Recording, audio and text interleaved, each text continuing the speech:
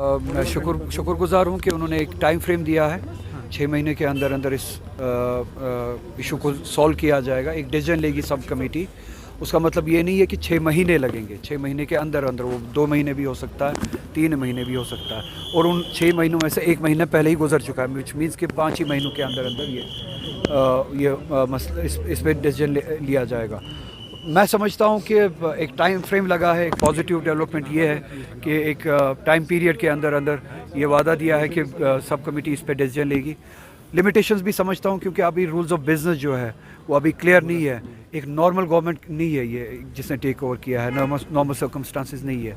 जब तक ये रूल्स ऑफ बिजनेस भी मुरतब नहीं होते, क्लैरिटी, ये सब कन्फ्यूजन जो है वो दूर नहीं होता, वो उसमें टाइम लगेगा भी। और कोर्ट में भी जो एक पिटिशन है उस पर भी क्लैरिटी आ जाएगी।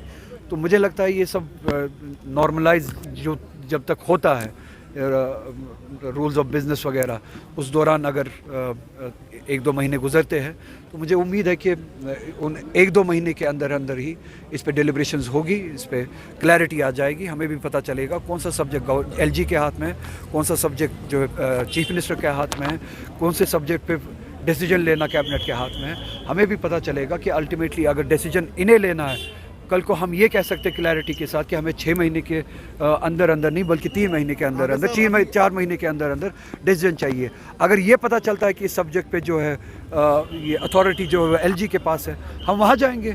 अगर आप अभी जो डिस्कस कर रहे थे कि 6 महीने में कई सारे मेजर प्रोजेक्ट्स हैं जिसमें रिक्रूटमेंट प्रोसेसेस हैं, नीट तो ऑल इंडिया लेवल का एग्जाम है, नीट वगैरह स्टेट गवर्नमेंट या चीफ मिनिस्टर के हाथ में नहीं है, वो उस पर ये इन्होंने कहा है कि एज पर द स्टूडेंट्स, इन्होंने कहा कि उस प्रोसेस को स्लो किया जाएगा ताकि जब तक ये डिसीजन ना लिया जाए इस पे रिजर्वेशन पॉलिसी पे, वो रिक्रूटमेंट जो है उसको स्लो किया जाए। अगर साहब आप नेशनल कॉन्फ्रेंस के मेंबर पार्लियामेंट भी हैं और आपकी ही पार्टी की यहाँ पर सरकार है, उमर अब्दुल्ला की पार्टी से हैं, जो वफ्द अभी अंदर गया, आप इन वफ्द को लेकर 5 टुकड़ी खुद भी तो पर्सनली सीएम से मिल सकते थे, इन चीज़ों पे बात कर सकते थे, पर्सनल लेवल पे डेलीगेशन के साथ आप मिल सकते थे, तो ये हंगामा करने की क्यों ज़रूरत आन पड़ी?